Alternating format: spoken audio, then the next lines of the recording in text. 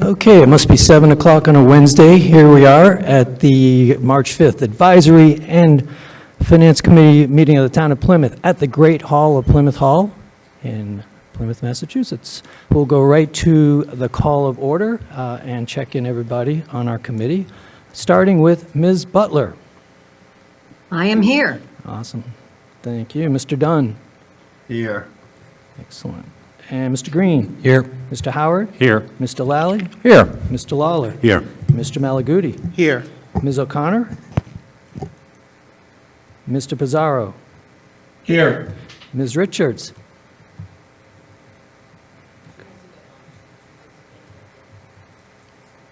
Okay. And Mr. Snyder. Here. Ms. Tompkins. Here. And Mr. Trudell. Here. Okay, great. Thank you. I am here as well. Good. That was what I was waiting for. Thank you, Ms. Richards. Hope you're feeling better. And thank you for not sharing whatever you have with us. Thank you. All right. So this meeting is being conducted as a hybrid meeting format with some participants here in front of you, and it looks like about 50-50, half of the people up in the Hollywood Squares in the back here on the Zoom call. This meeting will be airing on Comcast 9, Verizon 47, or on PAC TV's YouTube channel, which can be viewed at PAC TV, which is pactv.org/stream. The ground rules here at our committee is any speaker giving public comment is allotted up to 5 minutes in which to make that comment. You can make that comment at the beginning of our meeting, you can make that at the end of our meeting, or you can make that comment with any of our warrants that you would like to talk about. If you would like to attend our meeting virtually, you can go to Zoom, whether you have the app or go on the internet, and use our meeting code 995-2986-0638, and enter our meeting passcode, which is 100131. That's 100131.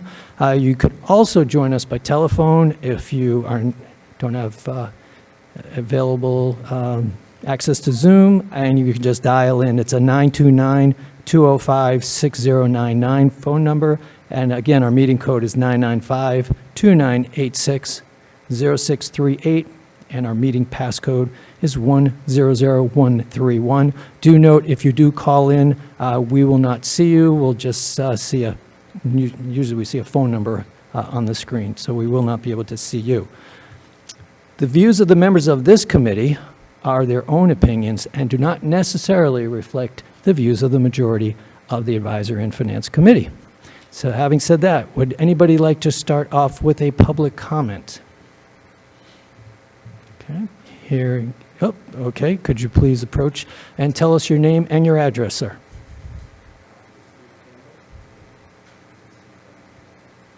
Thank you. The floor is yours.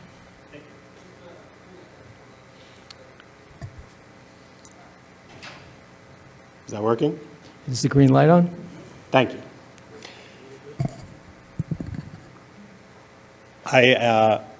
I'm a Plymouth resident. I work here in Plymouth as a teacher.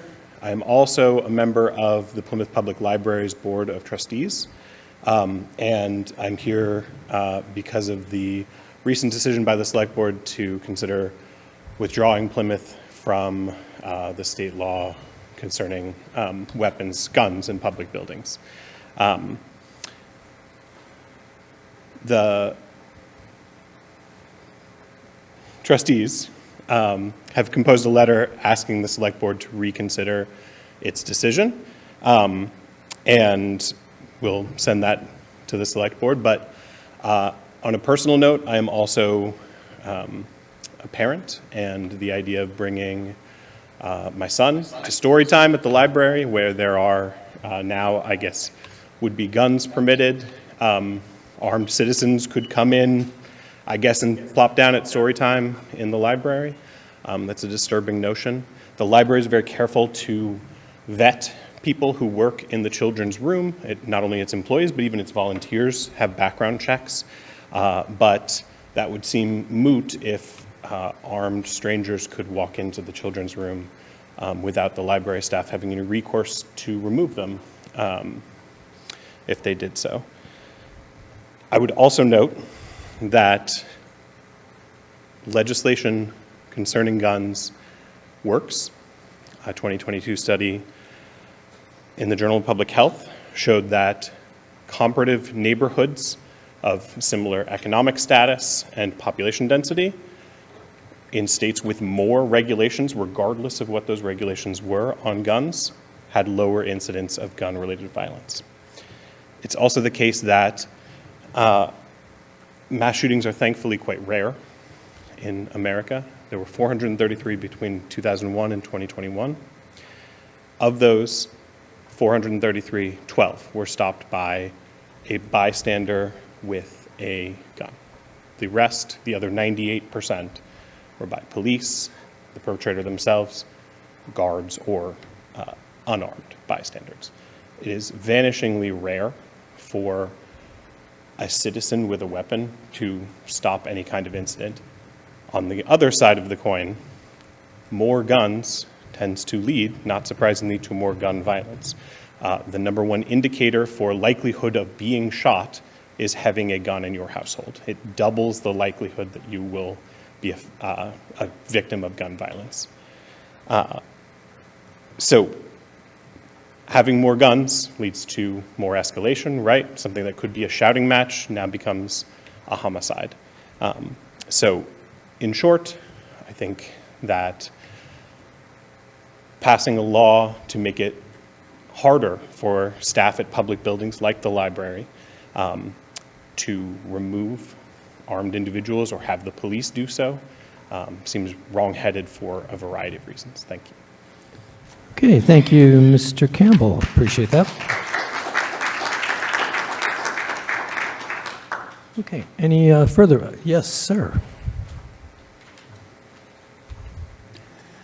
I'm Lawrence Pizer, Precinct 3 town meeting member, but more to the point tonight, for almost 3 decades, I served as the town clerk in Plymouth. During that time, we made an effort to provide excellent service so that people would be happy with us, and mostly we were successful. We had a plan within the town clerk's office, and I would mention that the town clerk's office is first or second among the most visited offices in town hall. We had a plan that staff would serve the public and serve them well, and every once in a while someone would be unhappy with the either the service or the result as we were following the law. And the rule was they would come and get me. Did have a private office both at 11 Lincoln Street and here, and I would come out, and I think one of my skills was to reason carefully and quietly, and I hope politely, with the person who was at the desk. Almost every time that worked. There were, I believe, 2 instances over the 3 decades where we did call the police and ask for their assistance. I cannot say strongly enough how important it is to me not to have guns in town hall that belong to somebody who isn't a policeman. They were the ones who were there to protect me, the staff, and the tranquility of town hall. And the thought that I would be going up to the counter to deal with a person who was already not happy, and that person might be armed, is not something that is pleasing to me, and I believe not pleasing to the present staff of town hall. I very much hope that you will turn down this request. Thank you. Okay, thank you, Mr. Pizer. And thank you for your 3 decades of service as our town clerk. Okay, anybody else with a public comment? Yes, ma'am. Please step forward and tell us your name and your address, and the floor will be yours. Hello, my name is Elizabeth Light. I am at 86 Nautical Way in Plymouth. This is the very first time I've done anything like this, so I don't know the rules. I have social anxiety, so I'm up here trembling like a maniac. But this issue is very near and dear to my heart for several reasons. This gentleman said most of them, so I won't repeat what he said. But in the article, the sheriff was quoted as saying, the reason why he supports these armed individuals was to help situations where another armed individual, or to help resolve conflicts. However, these people who are carrying the concealed weapons do not have training in these specific circumstances. Shooting your gun at a real person with, innocent bystanders all around you is a lot different than shooting at a target that's standing still. Our police officers are trained for it. This gentleman right here, who had worked in the city clerk, can certainly speak more than I to what kind of, confrontations that these public buildings. I didn't realize we had such a problem that we needed to arm citizens to protect people in these town buildings. So I think if that is an issue, then we should be focusing our attention there as well. And so I, just echo what they were saying. I think more guns does not equal less gun violence. It's the opposite. Look at the past few incidences in this town not long ago. Someone was just shot during a bar fight outside of that bar. I forget the name of it. But when are guns around here actually used for good? I think that's all I have to say. Thank you for your time and consideration. Okay, and you are a rookie no more now. Okay, I believe Mr. Donato, did you want to make a comment? Yeah, could I know you're gonna have a lot of debate tonight. I just want to, Al Gennaro, Town Meeting, Precinct 17. What's your address, please? I want to put this in the right context. For 400 years, armed citizens had the right to go on into a municipal building. It's gone on. Probably for many years, there were people that were at public meetings that had their weapons on them. You have 8,000 registered gun owners in Plymouth.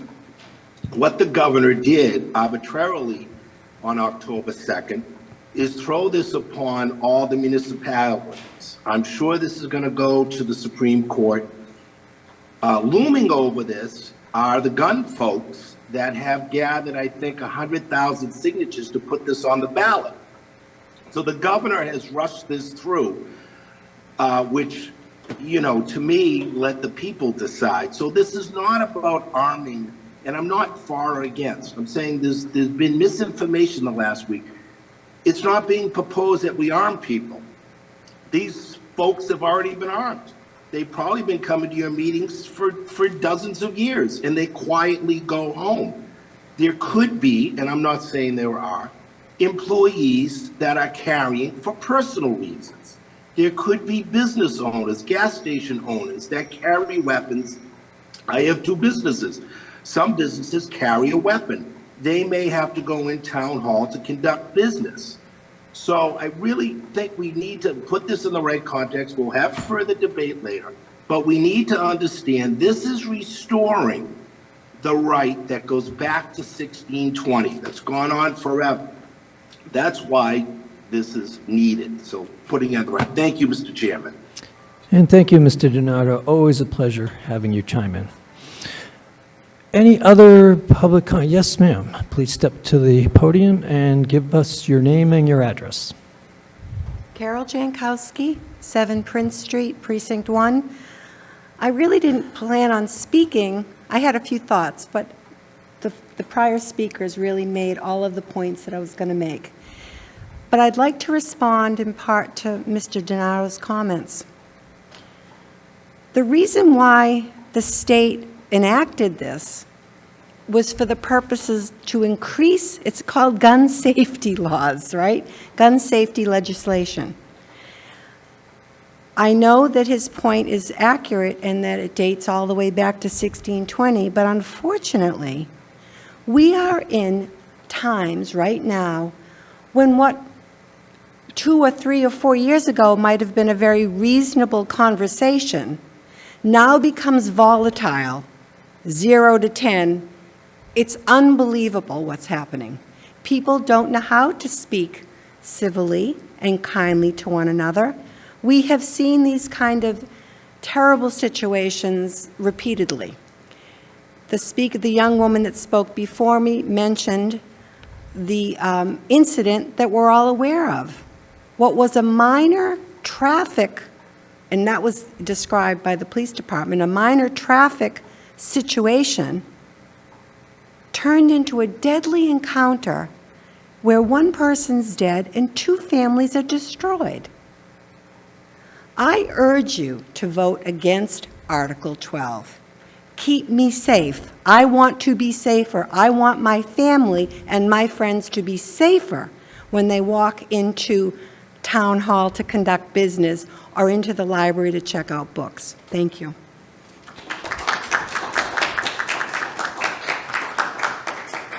And thank you, Ms. Janikowski, for that. And any other public before we move on with the program? Okay, so this is our last bit of business in this session, and we are going to get down to work right now. We just have one, Article 12, which is, as you all have already discussed, is the exclusion of administrative buildings and properties as prohibited under Chapter 135 of the Act of 2024, an act modernizing firearm laws, H. 4885, and I am going to turn this meeting over to Police Chief Dana Flynn, who was here last week and has come back. And we put you first on the schedule to get you out of here. Well, I really much appreciate that, and again, I apologize for last week. Dana Flynn, Chief of Police.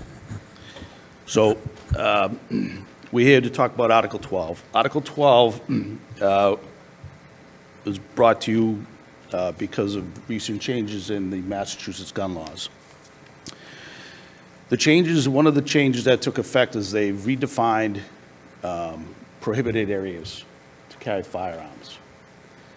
As been noted already by one speaker, firearms have never been prohibited in the buildings we're talking about today.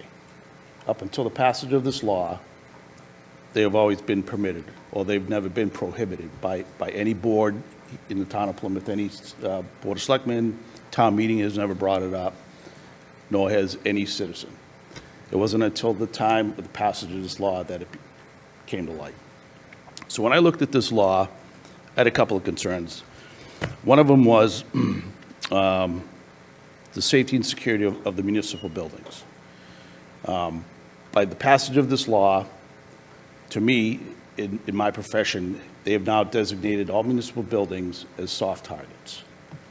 Soft targets are very concerning because they have little security, little to no security, high value target if somebody wanted to make an attack or making a statement. And number two, I had a concern about the infringement of the constitutional rights of nearly 8,000 of our citizens.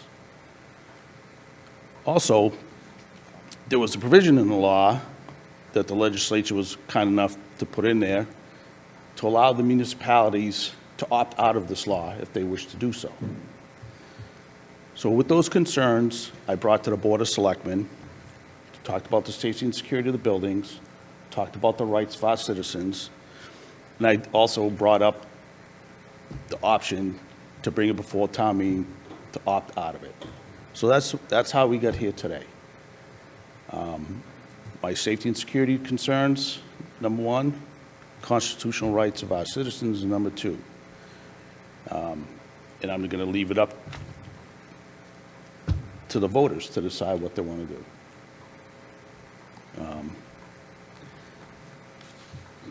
So, you know,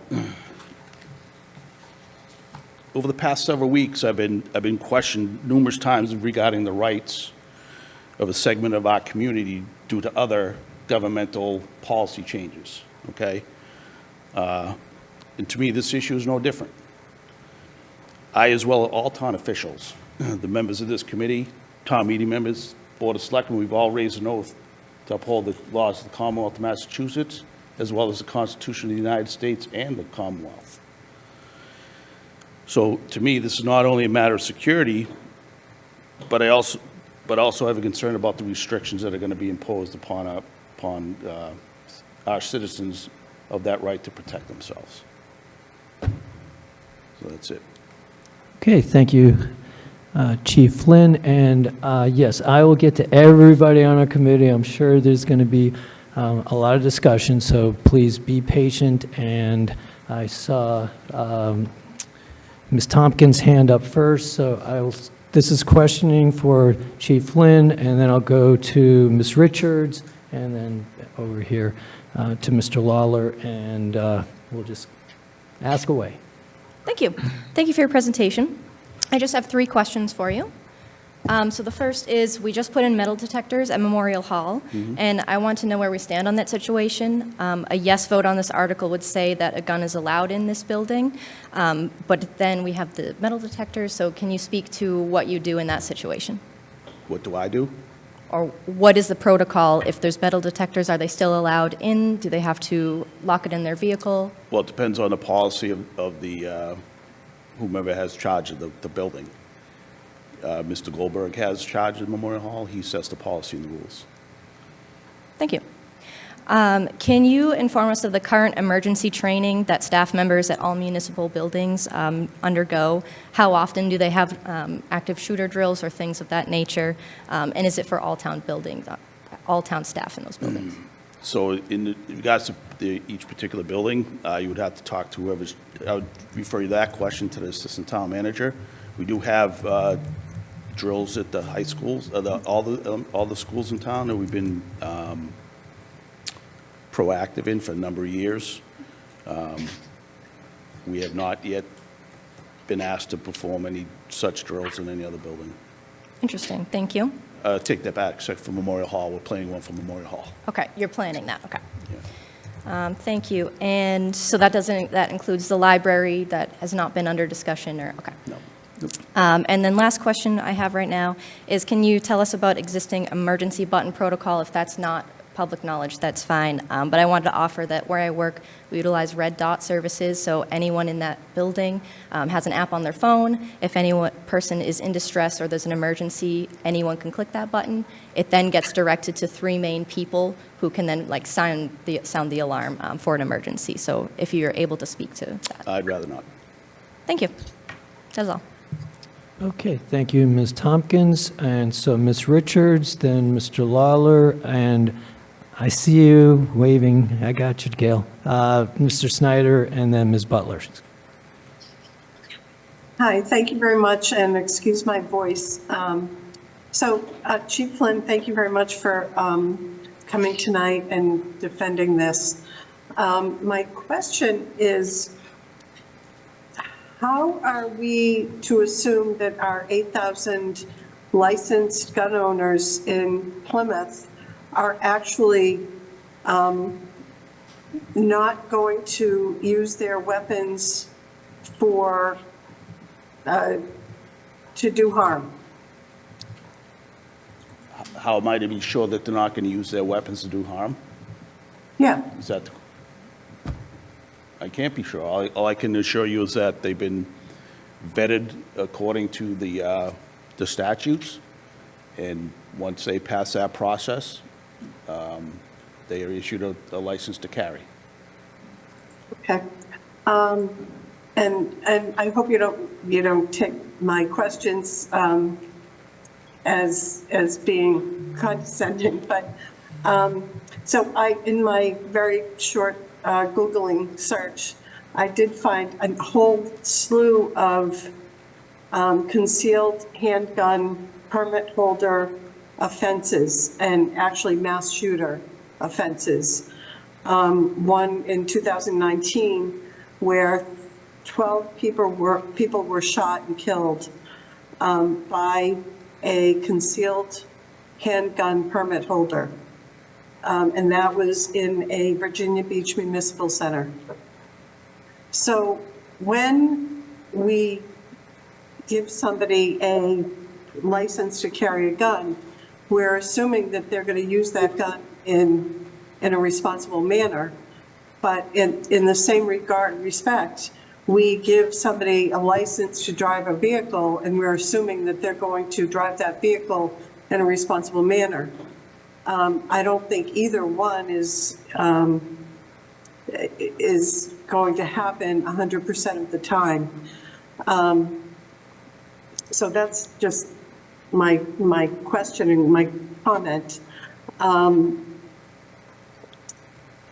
So I don't think that we can assume that these 8,000 permit holders are going to be responsible and can be either responsible to do what they're supposed to do with those gun permits, or responsible, and we should never hold them responsible to protect other people. That's not their job. They could be legally liable if something were to happen. So that is my comment for now. Thank you. Okay, Chief Lynn, would you like to comment? No? Okay. Going on to Mr. Lawler, then Mr. Snyder, you will be next, and then Ms. Butler. Thank you, Mr. Chairman. You're welcome. Good evening, Chief. How are you? Good, thanks. Good. How long have you been in public safety? 28 years with the Plymouth Police Department. 28 years. Would you consider yourself an expert in keeping the residents of Plymouth safe and danger-free? An expert. 28 years. I have a pretty good track record this far. Yes. Do you perform your duties of being chief police with the best intent of keeping Plymouth safe? Every day. Yes, sir. So, explain this to me. What do you mean by soft targets and limited security for anyone with bad intentions? And I mean bad intentions and are vulnerable to attack. Well, we'll take this, to me, that's any place, or any location or building where, I get right in it, there's no security, target rich, little ability for protection or safety, or to flee an area, and people that don't have an opportunity to properly defend themselves. For years, we've seen, I hate to say this, houses of worship for years have been soft targets. Schools, unfortunately, for years were known as soft targets, but they've taken ample actions to reduce that risk. They have locked doors now, they have camera systems, they have vestibules where people coming and going have to be buzzed in, they're locked in a vestibule, they're double checked. So to me, those are soft targets where there's easy access, unfettered access without any type of infringement. Town Hall, for example, the number of entrances that we have that are open numerous hours during the day, places where they can hide or conceal themselves, no places for these employees to safely secure themselves if they have to. Those are the types of soft targets, or kind of part of the definitions of soft target to me. This room? Yes. Wide open. You have the shades pulled, so nobody can see what's going on here, but if the shades were up, yes. So continuing along that point, does the Plymouth Police Department employ enough officers to protect all the citizens of Plymouth all the time, 7 by 24, throughout the 107 square miles? I think we do a good job with what we have, but we cannot be everywhere at every time. That's my point. You can't be everywhere at any given point in time. Correct. It's impossible. We try. So, you deal with bad guys all the time, right? Keeps me employed, yes, sir. And you kind of know after 28 years what they're all about, right? I learn more every day. I bet you do. Would a bad guy with ill intent be likely to adhere to the Governor's Modernization Act, in your opinion? No. And why would you say no on that? Let's discuss it. The people I deal with, or my officers deal with every day, don't obey any statutory rules or regulations or laws at all. And certainly this one will not be followed by a bad guy. So in your 28 years, if there was a sign outside that said, "No guns allowed," would a bad guy necessarily pay heed to that? No. In my opinion, no. Okay. I'm done for now. Thank you. All right, good. We will come back to you if you have further I do. discussion. All right. Mr. Snyder, the floor is yours, then Ms. Butler, and then Mr. Pizarro. Thank you very much, Mr. Chairman. I was going in the same direction as the previous speaker, because it's really important that we define one thing: legal versus illegal. Folks who are legal, like myself, who have gone through tons of training, waited months, waited FBI checks, we're not out there causing crimes. And if we're in a position to prevent one, we would do that. Those who have illegal weapons, and many of them do, you can buy them on the street. Those people are the danger. And they don't care about signs that are gun-free zones. Gun-free zones are a target for those kind of people. So I would ask the chief the question that came to my mind when I first read this, before I did any research. And there's really not a lot of good research on this topic, actually. If you look around, there's stuff on both sides, and it's not really that defining. But I guess I'm in the same direction as the previous speaker, because we hire our police chief to keep us safe. He's a professional. He's a man who's been doing it for 3 decades. And I don't think he'd be proposing something that put anybody in danger. I think when you have someone who's worried about children at the library, yeah, I'd still worry about the children at the library even more if they had this rule, because criminals are going to come in there and nobody would have a gun to stop them if the police were not around. Yeah, I would worry about town hall, yeah, if I was working there. If someone had a legal gun, for the most part, legal gun owners are not criminals. I really, I'm leaning towards supporting this, so, but I'd like to hear everybody else's opinions. Thank you. Thank Mr. you. Neerman, if I might add, Yeah, please. it's not our intent, or it's not my intent, or I don't want to give the impression that we're expecting the law-abiding citizens to do our jobs. We're not expecting them that if something bad does happen to engage the perpetrator.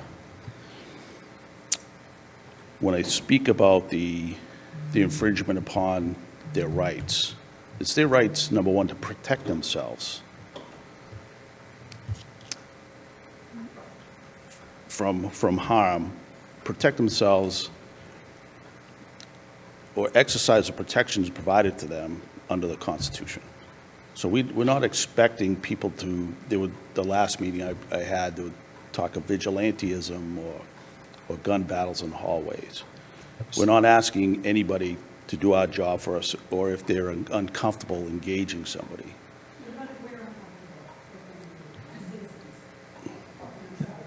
Speaking out of order. Okay, excuse me, you're speaking out of order. Okay, ma'am, you're speaking out of order. You will have your chance to speak if you would like, but not while somebody is speaking. Okay, took care of that. All right, I am so sorry, Chief. Not at all. Please pick up where you left off. And I guess, again, I just want to clarify, we're not looking for anybody to do our jobs, anybody do anything they're not comfortable with. But we're also looking to protect those who have the right under the Constitution to protect themselves. Okay, Mr. Snyder, we're on Mr. Snyder, I believe. Did you want a follow-up question? You're good? Okay, so we're going to move on to Ms. Butler, Mr. Bizzarro, and then Mr. Dunn, and we'll just keep it rolling here. Thank you. Did a little research past few days, and there's an organization called Every Town for Gun Safety, which is the largest gun violence prevention organization in the United States, boasting 11 million members. And they found that states with the strongest gun laws saw some of the biggest decreases in gun violence. In 24, gun sense legislators in Boston took action to enact a comprehensive common sense gun safety law. Every town's analysis found that Massachusetts jumped from a ranking of number 5 to a ranking of number 2 from the strength of our gun laws. This is based on 50 states. We're number 2, guys. Massachusetts leads the nation in the fight against gun violence with the second strongest gun laws in the country. What we have achieved in Massachusetts shows we do not have to accept gun violence as inevitable, no matter what the gun lobby says. In Massachusetts, we mean business. Why would anyone want to change this? I will vote a resounding no. Thank you. And thank you, Ms. Butler. I'm going to go to Mr. Bizzarro and then to Mr. Dunn. Thank you, through the chair. Thank you, Chief. A question for you. The legislation that was signed in to law last year allows for this opt-out, right? Yes, sir. Out of the, and I'm relatively new to Massachusetts and New England, out of the 350 or so towns and cities in Massachusetts, would you know how many have opted out or are thinking about opting out? Total, I do not. Statewide, I don't really, like anything else, I usually just communicate with my area chiefs. The first one in our area was the town of Rochester. Carver is looking to do it. I get a call from the Kingston chief regarding it, and there are other chiefs, or, you know, are considering what to do. You know, I'm not sure if they brought it. It really hasn't been a huge topic of conversation between us. We're kind of autonomous. We each do what we think is right for our community. Right, thank you. And final question. These articles are thought through in general that I've seen in the last 6 years I've been here. This is supported.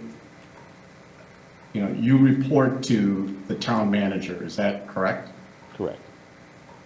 And then he's provided support for this article through you. I'm sure you both talk as, you know, as an employee and reporting. So the town manager has, through implication, supports this article just as you do. The town manager supports all his department heads, yes. Okay, thank you very much. That's my final questions. Thank you, Mr. Bizzarro. Mr. Dunn, the floor is yours. Thank you, Mr. Chairman, and thank you, Chief. I'm one of those 8,000 people in Plymouth. I just wanted to follow up on something that someone else said earlier, about having like a sign out front. There are not signs now, and there won't be signs regardless, correct? Yeah, that's not up to me. I don't control this building. Are there signs now? I didn't see any when I walked in, no. Me neither, thank you. Well, I didn't walk in today, I guess, so maybe it changed. This would also let, I watched the select board a few weeks ago. This would also allow for town employees to carry, correct? Any lawfully licensed firearms license holder, yes. I imagine, without guessing, I imagine some may have prior to the passing of this bill, yes. I think that's probably correct. I just had a question related. So I remember a couple of years ago, you were very opposed to the DMEA staff having guns while they were on duty, and we ended up, I think they lost those on duty. Is that going to be an issue here with them carrying again? Well, the issue with the environmental affairs group had to do with the police reform and who would be responsible for ensuring that they met all the qualifications, certifications of POST, Police Officer Standards Training Commission. So that was the issue there. And the only way that we had found at that time was to put all law enforcement agencies such as the Harbor Master and the Environmental Affairs under the umbrella of the Police Department to ensure that that they met all the standards and requirements and followed certain policy procedures. That group did not want to go down that route, so they opted out. So that's why they no longer carry firearms. However, if they are licensed to carry, there would be no prohibition carrying as civilians.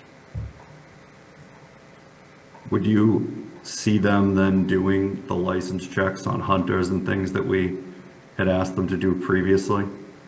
Or I guess that would probably be a question for someone else. No, that's no longer under their realm of responsibility. They gave up a lot of their duties when they decided to go take the road that they took.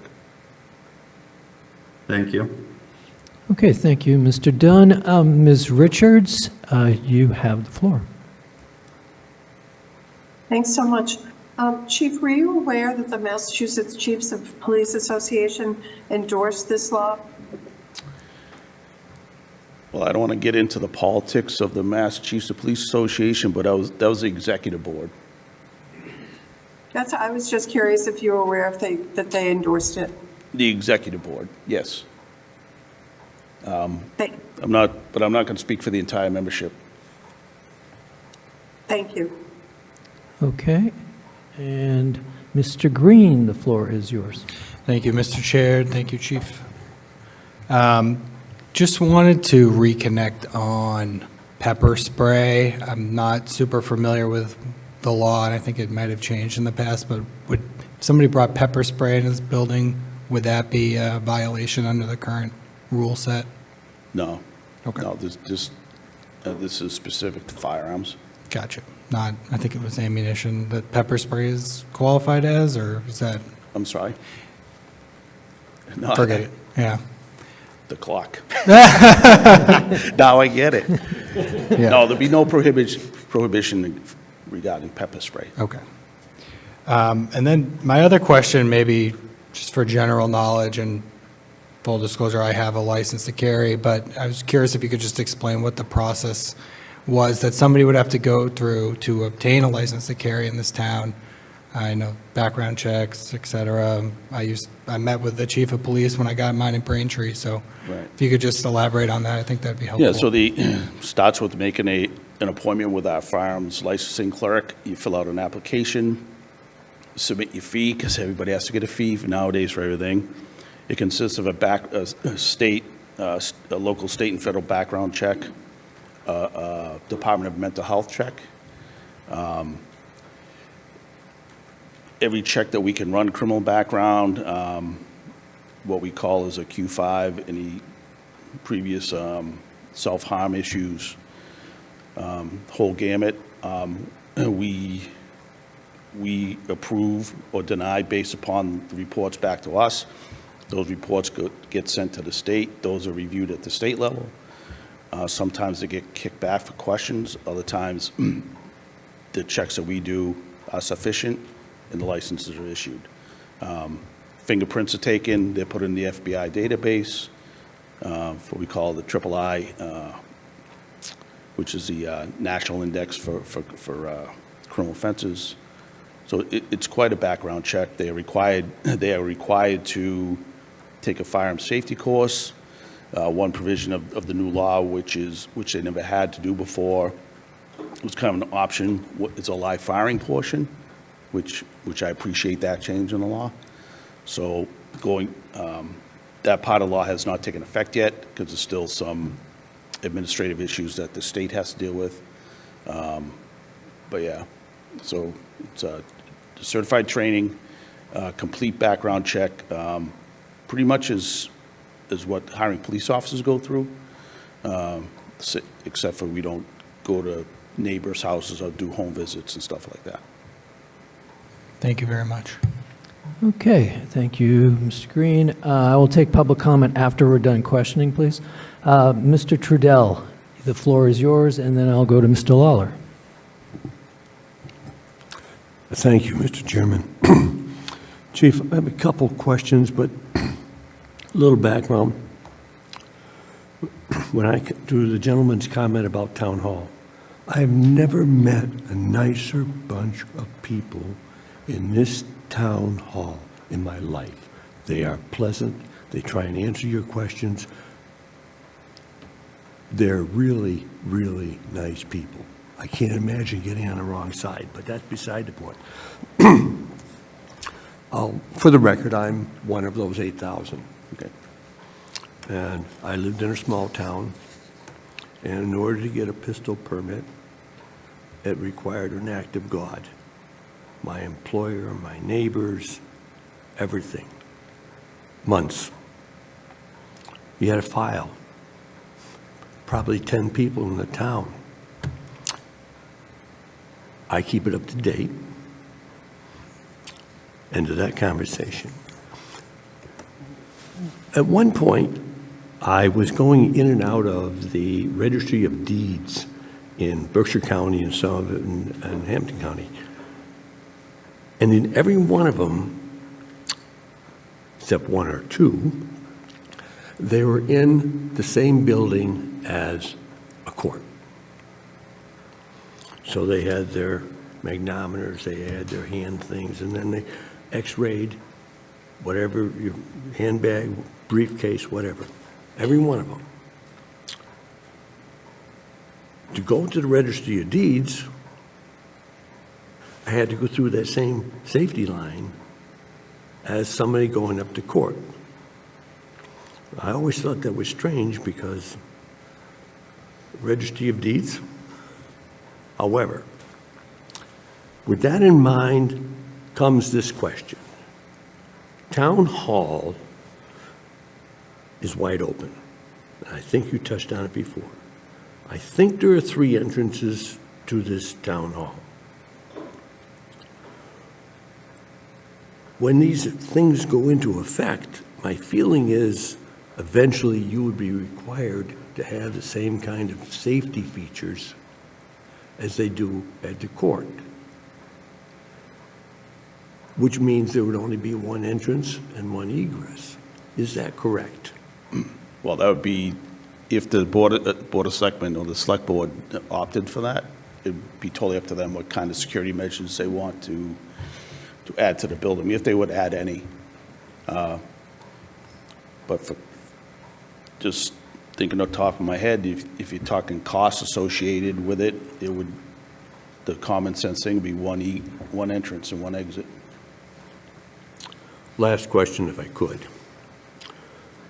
If a town employee is here and they're carrying, have they gone through anything extra training from your department. And the other part of that question is, how does a law enforcement officer discern quickly someone who is armed from someone who's armed and dangerous? So to your first question, again, they don't receive any more training. The issue with them is their ability to exercise their rights under the Constitution to protect themselves. Again, if they wish to, personal choice, if, God forbid, something happens, if they wish to involve themselves, you know, they do at their own risk or peril, okay? Again, it goes back to personal protection. The second part of your question, I'm sorry. How does a law enforcement officer quickly discern between a town employee who's trying to do good and we would hope someone who's not? Well, I'm sorry for cutting you off. We would hope that we started giving loud verbal and direct commands, that the lawful person would abide by those commands. And we would assume, well,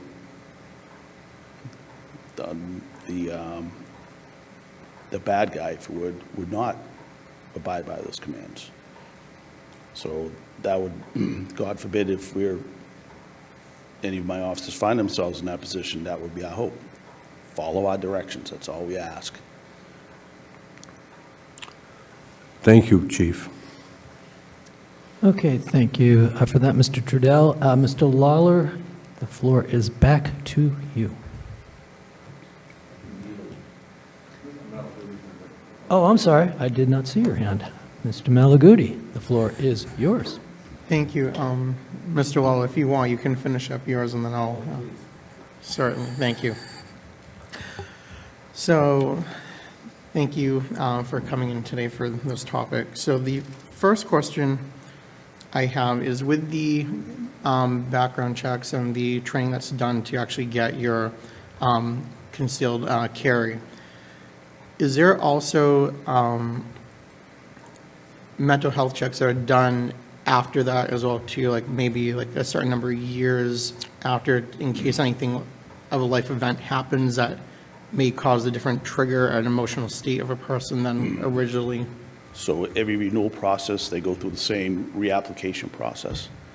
You get the same checks, the Department of Mental Health checks come back with that as well. Okay, thank you. Looking at the prohibited areas under Chapter 135 from what was given to us. So also too, since we're concerned basically, a lot of the public here is concerned about the buildings, this also pertains to the Forges Field, Nelson Park, Stevens Field, Long Beach, Morton Park. It also has the school athletic fields outside of school hours. It would also be walking along the street here when there's early voting taking place as well too, since it states that a person cannot be within 150 feet of a polling place holding the concealed weapon when voting is taking place. So basically, that's not even 150 feet from here to the wall of Burial Hill. So if someone was walking down, they legally cannot even walk down the street from the parking garage as well too. So that is also infringing on their right, in my opinion, that they can't even lawfully walk down the road. But with that, I do have a question with the stuff being talked about the actual coverage area. If we want to look at this as a broad picture, which this legislation looks at, there's barely, I don't want to put in technical words, but barely a chance that the staff, even if we increase staff a bit, would be able to cover the entire 106 square miles of town to make sure that every single apparatus that the town owns is going to be covered. And even doing, as I stated before, with early voting and all that, you'd have to have 3 or 4 officers on each side of the street just to make sure that someone's not carrying, just walking down the street as well, too. So when we first looked at this bill, a law came out. Typically, when they write new laws or new provisions, they had a lot of definitions, what certain terminology means. And there was some ambiguity of when they talked about the administration of government. What did the administration of government truly mean? Some opinions were, well, we administer government at all these parks and fields and trails and beaches because we set rules, we set policies for these locations, we provide staff. Further looking at it, plus there was some language in there where the state included, the prohibited areas shall not include already state forests and locations that hunting is permitted. So it kind of added to more of the confusion, the ambiguity in what the intent. So further discussion, we kind of determined that they really weren't talking about the beaches and parks, but more of the actual buildings, the associated property around the buildings, the parking lots. As to your point about schools, there already is schools in all their grounds are already covered under Chapter 269, Section 10, as prohibited areas, no matter time of day, 24/7, 365. Weapons are prohibited from those locations, not just firearms, but a whole host of weapons, with the exception of law enforcement. So Thank what we you. did, we scaled back we revised the language or the wording in the article just to address, not to accept the language as presented essentially by the state. Thank you. And I knew that chapter for the schools, but I wanted to put that in there because I know that's been part of the non-accurate conversation that's been going around through social media and other things, that there's been a little misguided information of where this actually pertains to. So thank you for stating that, so it has a little bit of clarity in that. But, so with the language as well too, so any retired officer, whether they are a Plymouth officer or a different town officer but reside in Plymouth, they're allowed within the municipal buildings with their concealed carry, correct? Right. So we refer to those as LEOSA officers. If they wish to carry a firearm after retirement and be afforded the protections, if you would, as an active police officer, they have to be requalified every year as well at their own expense. Thank you. And I'll leave the rest of mine for the comment period. Thank you. All right, excellent. We're still in question, and we're going to Mr. Lawler. I thought you were pointing me in a different direction. This is all right, confusion and hand signals. See, miscommunications. Thank you, Mr. Chairman. Good thing you're not Karen. I love it.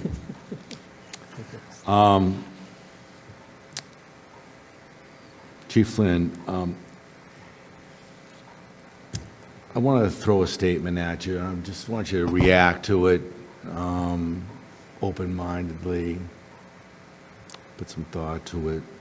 If the bad guys do not adhere to laws regarding a mandate, they don't regard that. And a law-abiding citizen, especially the 8,000 law-abiding citizens that have LTCs, license to carries. There's obviously two factions. One is a bad guy and one is a good guy. One doesn't adhere to, quote-unquote, the law or bad intent. Then you have a good guy who will put his arm in the gloved compartment of a car and then enter a building. What does that dichotomy mean to you? Like the bad guy works this way and the good guy is a law-abiding citizen. So the law-abiding citizen they put a lot of energy and effort and time to get that LTC. And they're not going to risk losing it. They're not going to risk arrest. They're not going to risk possible incarceration. So they will follow the law. They will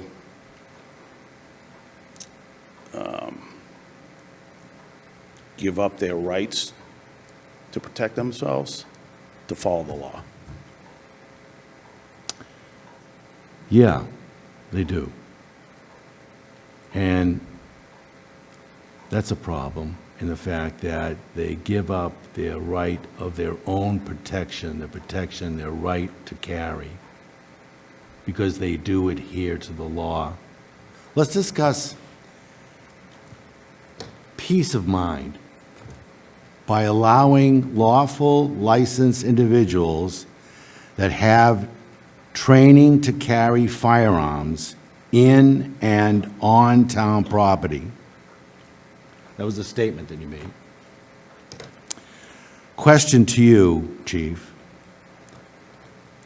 How long has this right to carry in town buildings and properties been in existence? As long as I've been a police officer, probably, I think it was Mr. Donato, probably since the day of the Pilgrims, up until the legislation was passed. Decades. Yes. And then along comes H 4885. Boom. Okay? Has there ever been an issue with violence in or on town property, by a licensed lawful individual in Plymouth during your tenure as police chief? None to my knowledge, no. And things have been great for decades. The issue has never been brought up. Nope. And then H 4885 came along out of the blue. So, if this article does not pass, comment on this, please. Then only the bad guys will be in possession of firearms to do bad intent. What's your thought on that? Well,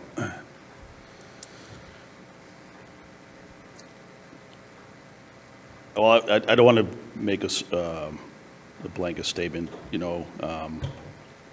I can't talk to anybody's intent, but only those, in my mind or opinion, that don't care for the law or care about the law would possess whatever they have and go anywhere they please.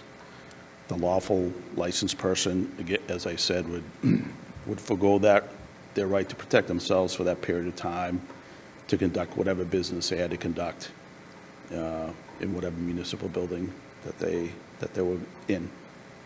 Could we then move to the next stage? And that is, since you're an expert in public safety,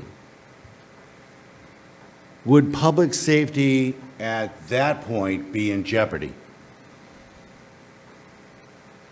Possibly. I would agree. Thank you, Mr. Chairman. Okay, and now Mr. Howard has the floor, and then I'm going to Ms. Richards next. Good evening, Chief. Good evening. The article, as stated, addresses municipal administrative buildings and town properties. Would you agree that the library is a town property? Yes. Beaver Dam Conservation is a town property? Yes, but again. Forges Field is a town property? Right. So this article intends to allow open carry at municipal administrative buildings and town property, regardless of what the state law says. Well, first of all. This is what the article says. I mean, I've got it right here, Chief. Right. It says administrative buildings and town properties. Yep, so it wouldn't, we would hope it wouldn't be open carry. We would hope it'd be concealed carry. And again, we're not, it was always permitted. I understand that. It was always permitted, but now. But you're now publicly saying that that we're going to allow open carry in municipal buildings and town properties. That's what this article says, right? Well, if it's voted on in the affirmative at town meeting, yes. Yeah. Just a comment, there's a Netflix show recently where the bad guys stated, all it takes is a good reason and a bad day, and you can have bad action. That's what we're concerned about here. And it doesn't mean that it's just bad guys doing bad things. I'm opposed to this article. Thank you. Thank you. Okay, thank you, Mr. Howard. Up to Ms. Richards. The floor is yours. Thank you. Chief, up until October, was it, so it was okay or it was legal for residents to carry a concealed weapon into a public building? Lawfully licensed residents or any lawfully licensed person, yes. So how would anybody know if somebody was carrying a gun into a public building? The hope would, well, for the lawfully carrying, you would, the hope that you would not know. Lawfully or unlawfully? You probably would not ever know unless, somebody, an article of clothing they're wearing is inadvertently moved and it's exposed or something to that effect, or metal detectors, but typically you would never know. Well, I think my point is that, so since 1620, nobody ever knew. So it was, don't say anything, don't tell, don't ask, don't tell. It was kind of already allowed. And now with this law, it says, no, you can't do it anymore. And instead of, letting the law go, it's now we're going to say, okay, it's legal and you can actually carry a gun openly into public buildings, which I think is probably, swinging the pendulum from one end to a completely opposite end. I'm not even sure why it is we're making an issue of this. But I'll tell you, I think everybody knows by now, I work at the Registry of Deeds. When we were on Russell Street, right next door to Town Hall, we did have probate and family court in the building, and people did have to go through the metal detector to come into the registry, as Mr. Trudeau made reference to. Well, now the registry is not. It's next to the courthouse, and we can have people come in at all times without any search. There's no metal detector, there's no security. And we actually had somebody about a year and a half ago threaten, he was a licensed gun owner and said so, and said he was going to come back with his rifle and shoot everybody because his home was being foreclosed. And, he mistook that it was the employee's fault that his home was being foreclosed. In the same situation, people could now say their taxes are too high, and it's the employees of the tax collector's office, the collector and treasurer's office, that their taxes are too high, or the assessor's office. Point of order. Or any number of offices within Town Hall. Overruled. And I think this is a dangerous, dangerous precedence to pass an article saying, it's okay, come on in, bring your gun. And, in the same respect, you can help protect help protect the population. I think it is dangerous.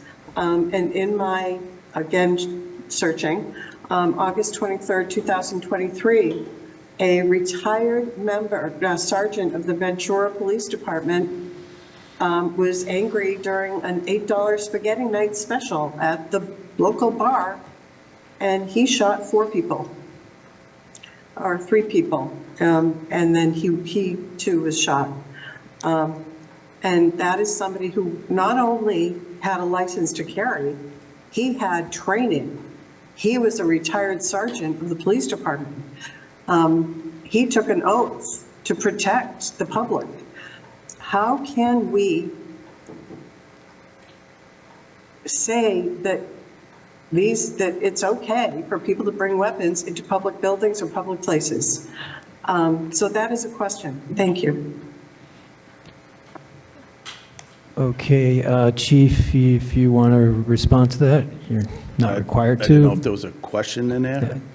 She ended saying it was a question, but There sort of was a question. How can we allow them? How can we allow this article to go forward with all of those reasons that I just stated? Because the Constitution allows for it.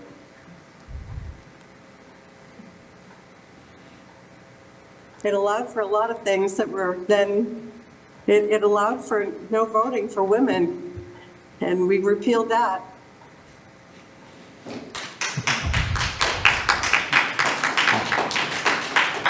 okay, I'm going to move on to Mr. Lally. He has not spoken today, and that would make everybody chiming in. I know I'm going to get to the public. You have to let our committee do their job first, please.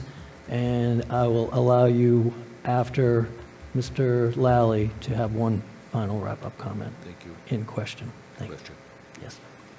Okay, Mr. Lally, the floor is yours. You used an example of Memorial Hall installing a metal detector, and let's pretend it's September before the state law was passed, and they detect someone who ends up having LTC and wants to go into Memorial Hall, and I presume they're going to say, no, you can't come in with your gun. How would that be handled from a police perspective? Would Memorial Hall be allowed to prevent them from entering, or? Again, Mr. Goldberg has control of that building. Okay. Whatever he says, or Okay. whatever he wishes, essentially, that's what we will follow. And wouldn't the person, so I have my license to carry hypothetically, so wouldn't I be able to say, but the state allows me to come into this building with this gun, what's preventing me from doing that? If you have a license? Yes, I'm fully licensed, passed all the tests, went through The person in control of that building can still dictate what they will allow and will not allow in the building. Okay, so the town could make a decision to allow it or not allow it, is that correct? Well, the town could have done that years ago, yes. Okay, Yep. all right, thank you. So just a quick add-on before I go over here. So what if the town manager decided that this was not a place for guns, just like you were saying about Memorial Hall? I mean, he's the decision maker of the town Well, building. I would say, yeah, if he wanted to set the policy, he could set the policy. So following that logic, then, the library trustees could make a decision and ban guns from the library, correct? I would guess, but I'm not, Well, if Memorial Hall I'm can not do sure. it, it'd be a stretch for me to understand why the library couldn't. But any questions? Okay, all right. I'm going to go back to Mr. Lawler, and is there anybody else in discussion here? Please stop waving. I will get to you after our committee has gone through our process. Mr. Lawler, please. Thank you, Mr. Chairman. Chief Lynn, I have my LTC. Does that give me the right to carry right now? Here? Or anywhere, yes. Well, As far as, as far as Article 2 goes, I have my LTC. Does that give me the right to carry? Yes. Does that give me the right to protect myself? Yes. Does that give me the right to protect others? I would say yes. Thank you. Okay, any further questions? And before we get a motion, I'm going to have you come up and state your name, your address, and you have the floor for up to 5 minutes.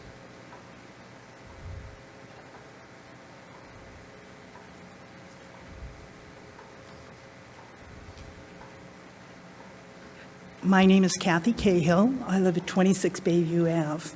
This is the first time I've ever done anything like this, so please forgive me in advance. Don't worry, we won't bite. I think we're getting Thank tired you. here. When I first heard about this happening about a week ago, I started doing a little bit of research because I have very definite ideas about how I feel about guns in our community. And I'm not against guns in the community. I think as long as they're lawfully held by lawful human beings, then it's their right to do that. I live in a neighborhood where a good portion of my neighbors have guns. A lot of them are hunters. I walk my kids home from the bus stop decades ago, and there would be a deer hanging up in the garage of one of my neighbors, and I'd come home and call my husband and say, I have to explain to the kids why so-and-so killed Bambi, and he's hanging up in the, but that's his right to do that, and he's entitled to do that. But this particular issue really concerns me, and it concerns me for a number of reasons. One of the things that I tried to reconcile is the fact that I have a tremendous amount of respect for our police chief, and he is supporting this. And I said, if he's supporting this, there has to be a reason, because it's his job to protect us. This is what he's here to do. And I was listening to him today, and yes, indeed, I think he's very clear in what he wants to do for the citizens in this town and how he supports this. But one of the issues that he brought up was this, and again, bear with me, a soft target, municipal buildings or municipal properties, that sort of thing, churches, schools, that sort of thing. And so I've been sitting here thinking, and I'm saying, okay, I understand the concept of a soft target. And if this were to pass, and there were to be no restrictions on anyone bringing a firearm into any municipal building or property, how would that change that particular property from being labeled a soft target? Would it indeed change that property from being designated? And I think only the chief of police might be able to handle that. Sir? If indeed this were to pass, and anyone who lawfully has possession of a firearm could walk into any building, how does that change that building's designation as a soft target? Or does it change the designation? Well, in my opinion, it would, somebody walked in here to do harm to somebody or anybody within the building, it should be in the back of their mind. So we have 8,000 lawfully licensed carry holders in the town, and any one of those or multiple of those people can be in the building at any time. Mm-hmm. So you never know. Okay. So you're saying that the only deterrent really to this individual would be knowing there's a possibility that people inside the building could be armed? I wouldn't say that'd be the only deterrent, but it would add to it. Mm-hmm. I see. But it wouldn't change the designation at all of that particular building as being a soft target. It would remain a soft target, even though there's a possibility somebody might be in the building that's armed. Is this, if I ask Ms. Neiman, is this normal protocol to answer questions of public comment? You don't have to answer it if you... I think I've answered the committee's questions. I've made my statements. Thank you. Okay. I mean, you're welcome to say no comment to any comment that comes your way. Well, there you go. I guess I'm not going to get my answer then. Yeah, it is a little disappointing. Because in my mind, I don't see how that's going to change the designation of that building from being a soft target. In my mind, the Pandora's box has been opened. Now, whether it was opened by Governor Healy when she signed this bill, I don't know. I don't know the history of all this. All I'm saying is this is what you have on your plate right now. And to think that people having firearms in a municipal building or property is supposed to make other people feel safe, I just can't reconcile that. I can't. And this whole idea that the only way we're going to be able to defend these buildings and properties, because we're a huge town, population-wise we're huge, and though we have a very effective police department, they can't be everywhere at every moment. We've already discussed that tonight. Okay. So the only way that we can protect ourselves is to be armed. So the way in which we're going to protect ourselves is to bring in more guns. So you've exceeded your 5 minutes. I could give you another 30 seconds. Oh, I could go on for another 15. I really could. Sure you can. So I'll This give is- you, I could give you another 30 seconds, or we could vote as a committee to see if they want to extend to I hope the another board will see where this is a slippery slope. It starts with municipal buildings, then it goes to schools. Who wants to go to a school where a teacher may or may not be armed? This is not, particularly in these times, this is not an outrageous idea. And I really hope that you people will restore Plymouth to the type of town that we want, where we are taken care of by our police department and our neighbors, and we don't feel the need to arm ourselves in public places.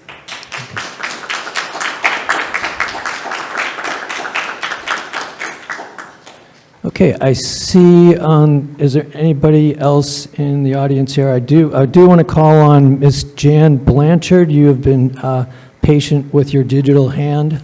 Please state your name and your address. Excuse me, I have a cold. I'm a little bit croaky.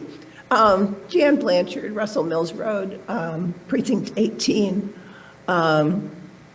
First of all, I'd like to ask how many members of the committee have LTCs? I don't know if that's really a question that we should be disclosing.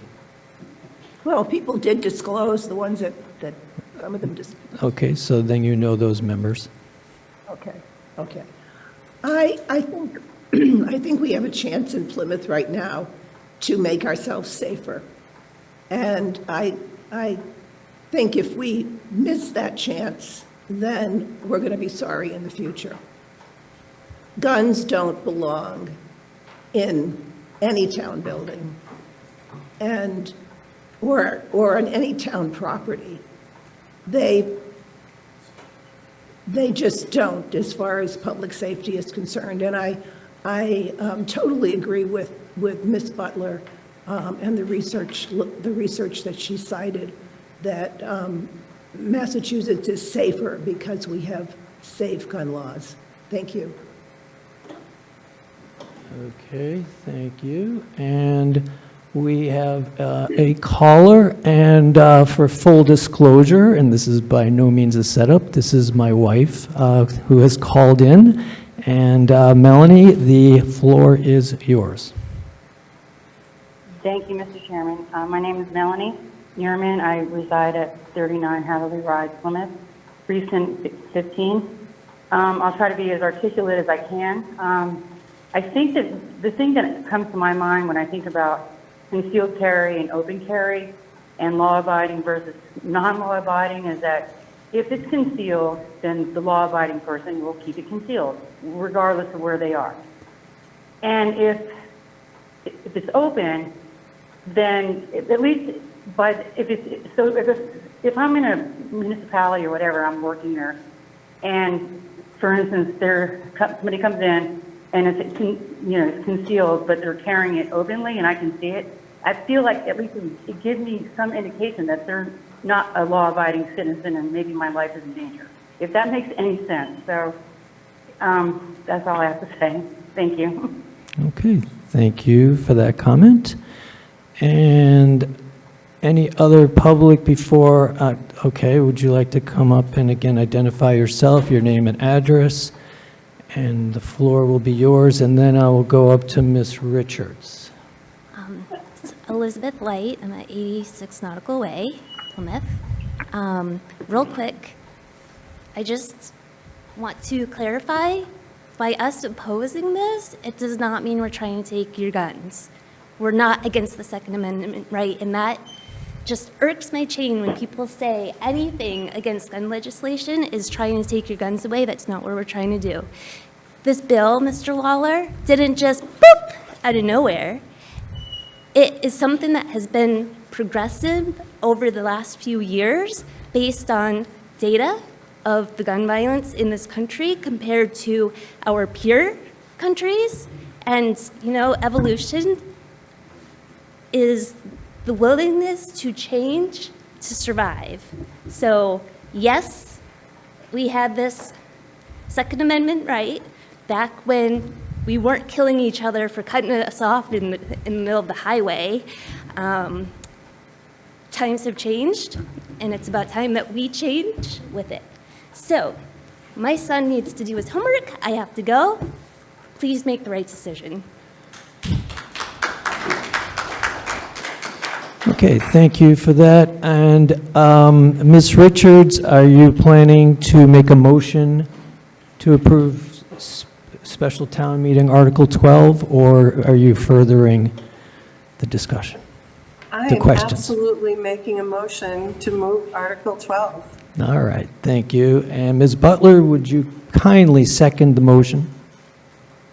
I would love to. Thank you. So we have a motion by Ms. Richards, a second by Ms. Butler to approve special town meeting, Article 12. We are now in discussion.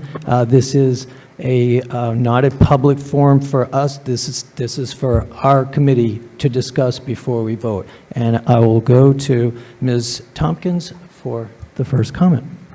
Thank you so much, and I really appreciate the civil discourse tonight. There have been other conversations on that have gotten elevated. I was at the select board when this public discussion started to get a preview of this topic and how the community felt. And again, thank you for all my colleagues for sharing your questions in a respectful way. With that being said, I'm here to explain why I'm planning on voting no. As it's been mentioned earlier, tensions are quite high these days in our country. People are frustrated with each other and with government. A clear example of this is just look at the comments on All Things Plymouth Facebook page or wait in a line at a store. So for town hall, you don't have to point a gun at someone to intimidate them with it.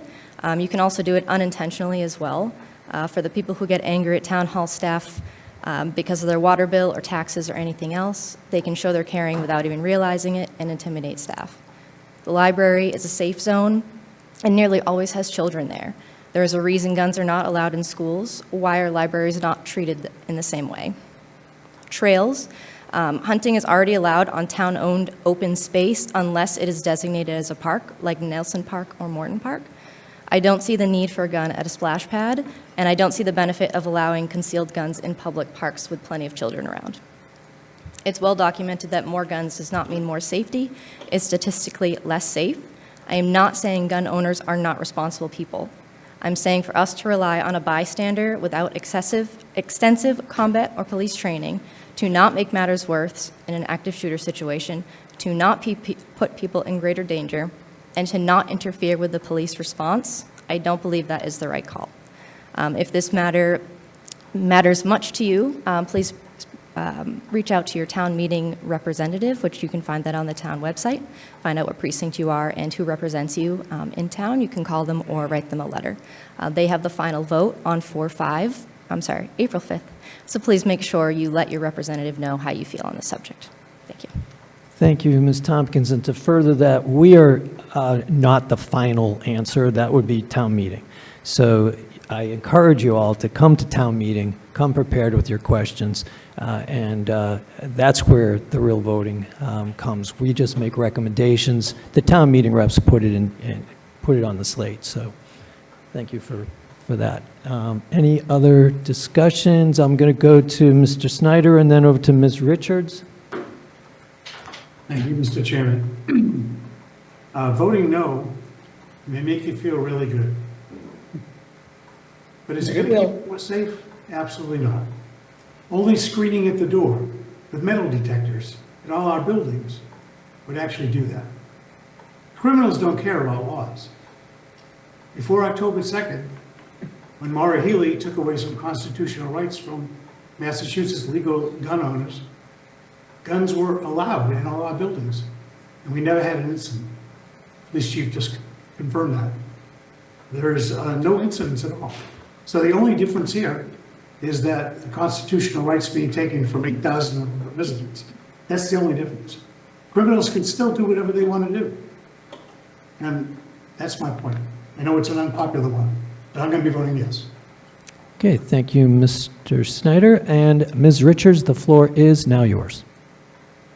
Thank you very much. So license to carry a gun does not mean license to carry a gun into places where it's unnecessary to have. You don't carry a gun into a courthouse. You don't carry a gun into a federal building. You should not be carrying a gun into a town building.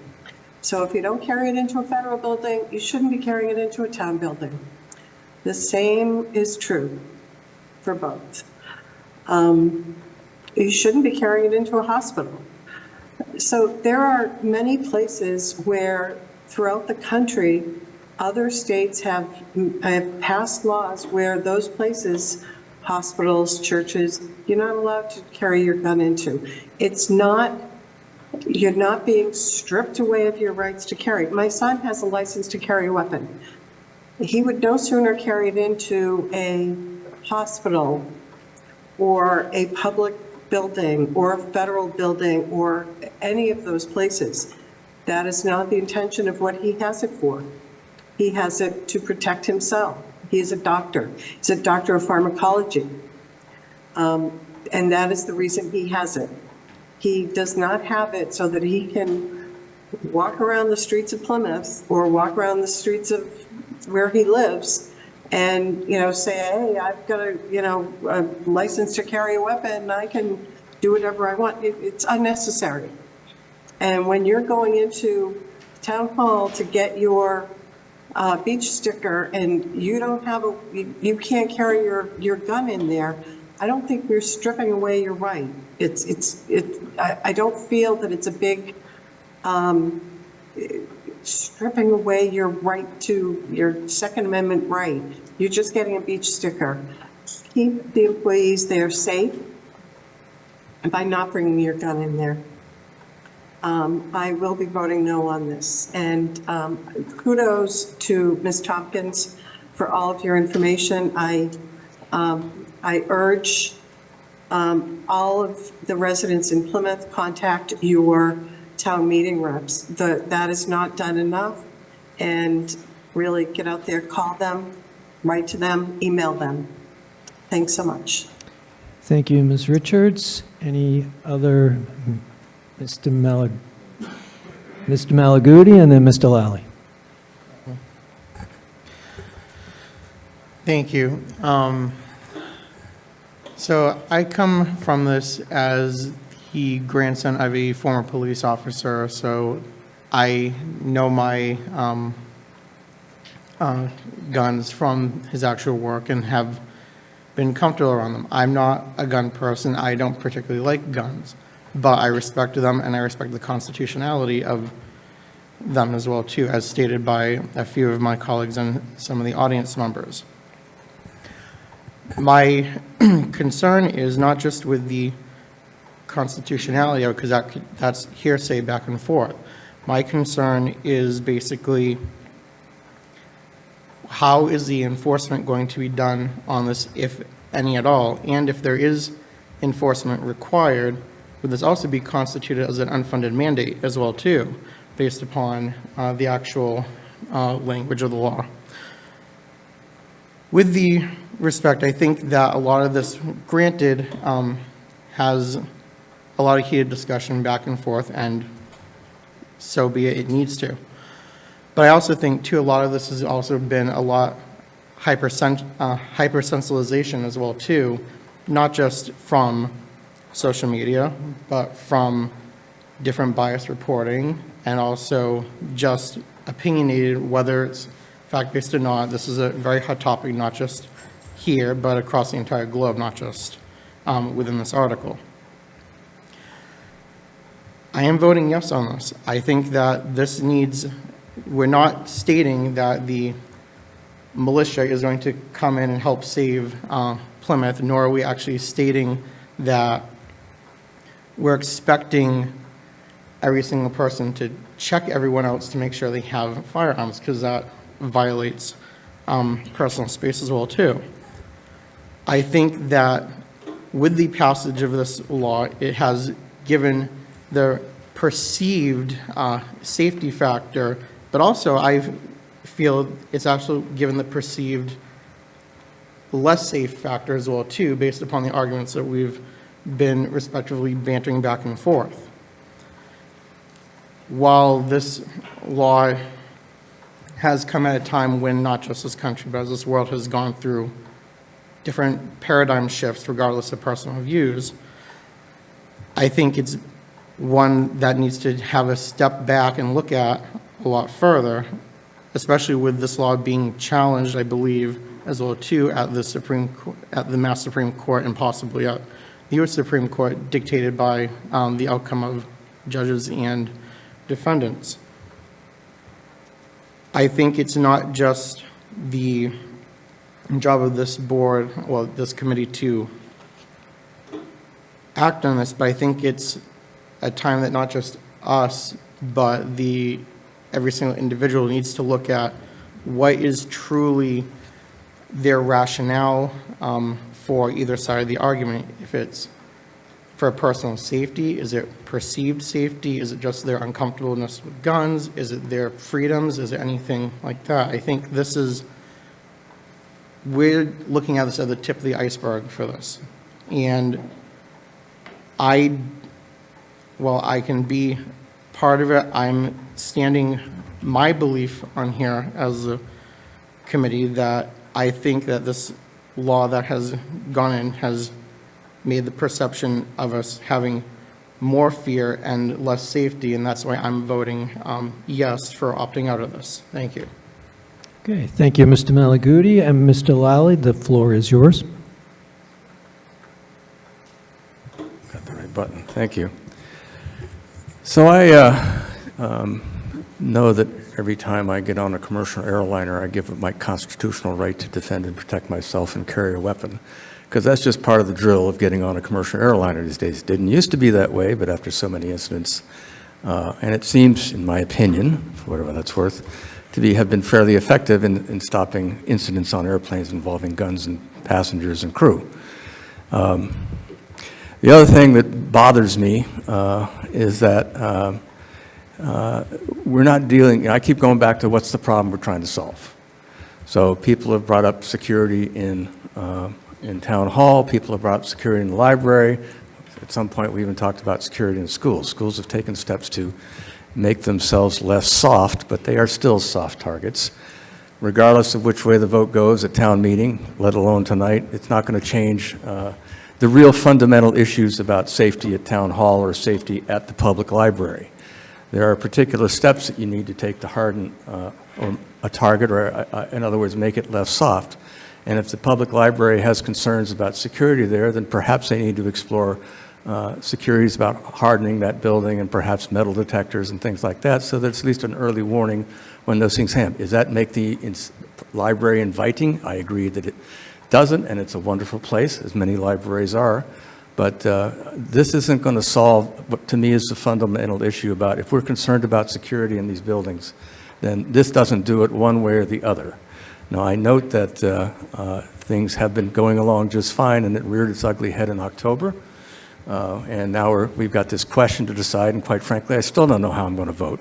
But to me, this is all, we're not solving the right problem. If we're concerned about security in these places, then we need to take some steps working with security professionals, including our police department, and do what's necessary to address the real concern.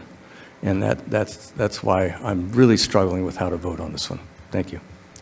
Thank you, Mr. Lally, and Mr. Trudell, and then over to Mr. Green.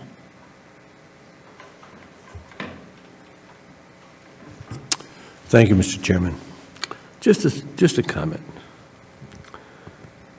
Most chief of police keep a low profile. And our chief had to know when he put this together, he was going to stir the hornet's nest. But he still did what he thought is correct. And when I tend to look at issues, I try and defer to the department head who's trying to change things, whether it's the number of people down on the beach as lifeguards or not. They don't make these recommendations in a frivolous manner. They think it through, they know what's happening, and our chief has gone to the wall on this. My compliments to him. Okay, Mr. Green, the floor is now yours. Thank you, Mr. Chairman. I'll try to keep it brief.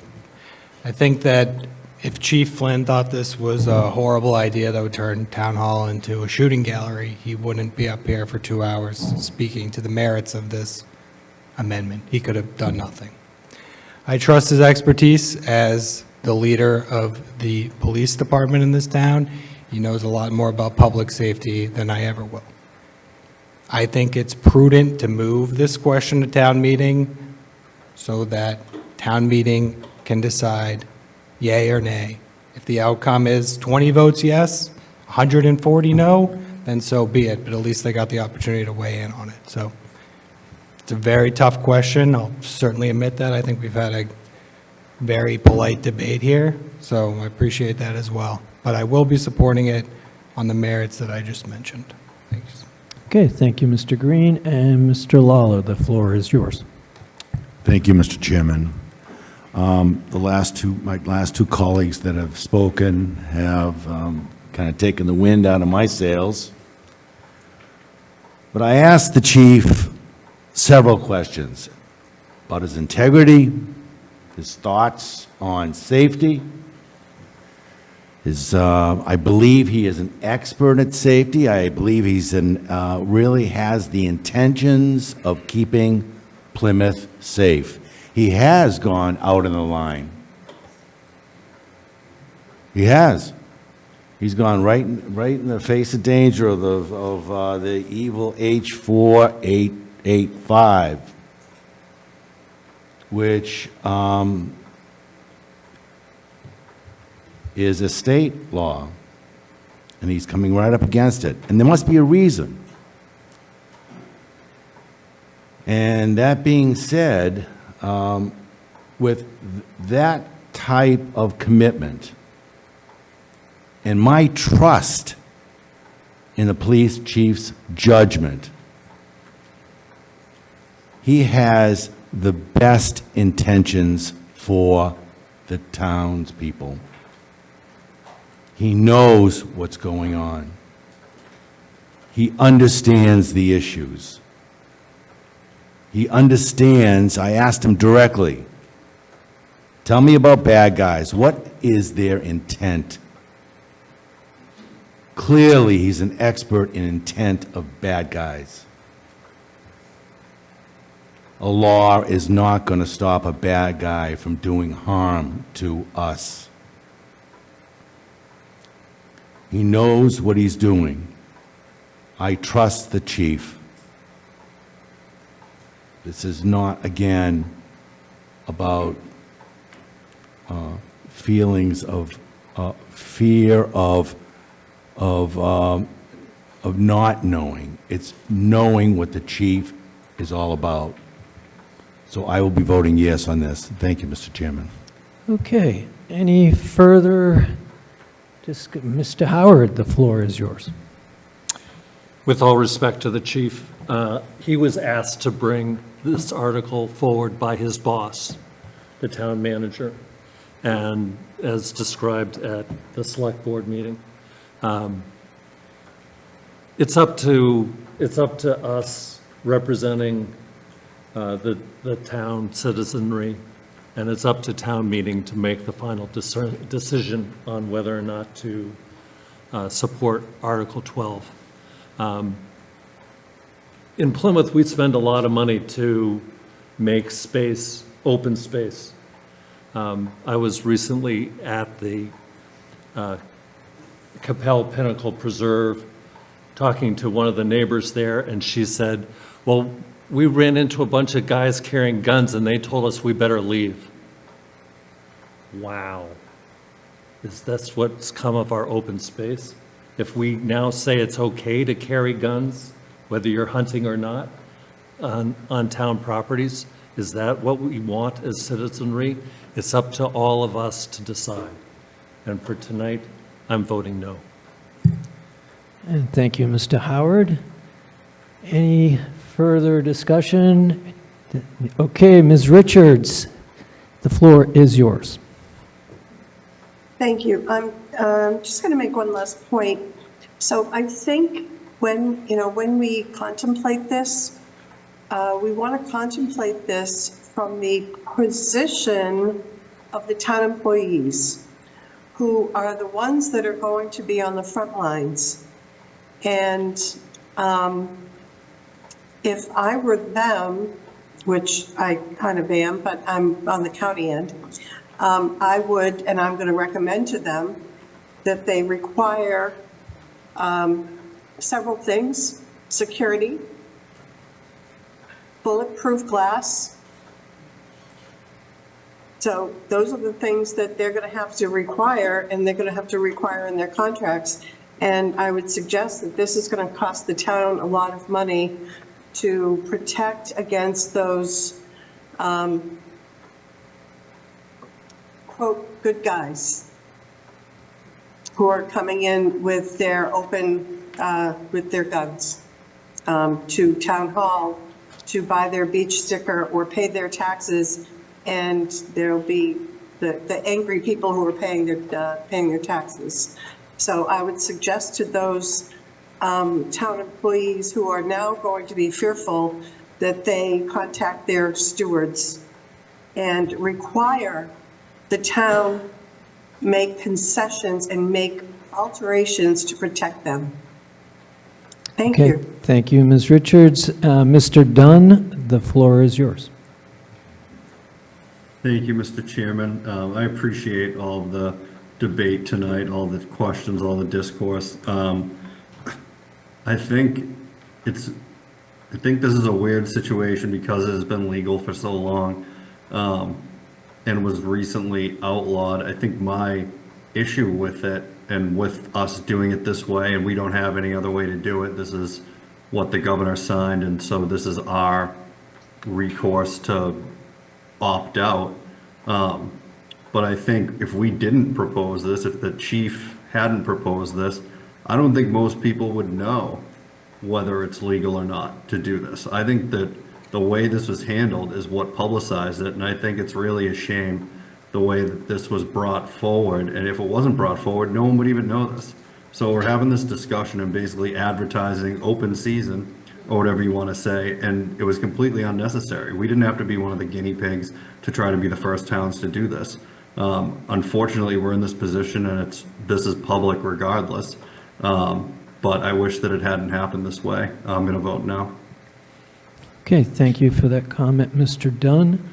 And Mr. Lawler, did you have your hand up, or are you sufficed? Thank you. Okay. I think we, coming up on 2 hours, have, everybody has had their chance to chime in. And so we have a motion on the table, and we are going to go to the vote on Article 12 of the special town meeting. Ms. Butler, how do you vote? No. Mr. Dunn? No. Mr. Green? Yes. Mr. Howard? No. Mr. Lally? Abstain. Mr. Lawler? Yes. Mr. Malaguti? Yes. Ms. O'Connor is not here. Okay. Mr. Pizarro? Abstain. Ms. Richards? No. Mr. Snyder? Yes. Ms. Tompkins? No. And Mr. Trudell? Yes. Okay.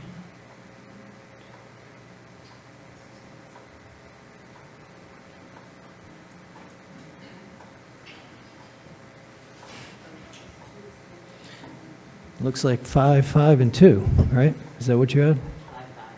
Okay. Aye. And so I will cast the deciding vote as a no. So the vote.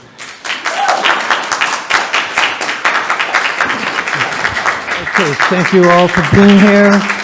Thank you, committee. And let's move on to old, new, or other business. Caucuses are coming up in about a week or so. I will be getting the schedule out to you within the week. We're getting almost all the caucus meeting schedules sent in. We almost have them all. And the only other announcement I have is that we'll have our 15th member coming on during the caucus season, so that we give her a chance to kind of see what the caucus looks like, as opposed to making her wait. And her name is Jean Dunn. Point of so order. we will have another Dunn on the committee. Brian, you will not Point be of the order, only Mr. Dunn. Jean Dunn will be our 15th. We can't hear you, Mr. Chairman. Mr. Neiman. We can't hear a Point of word you're order saying. until they leave. It's, Okay, she can't take notes or hear anything. sorry. That's fine. Potty break. I heard me. No relation for me to the new Dunn on the committee.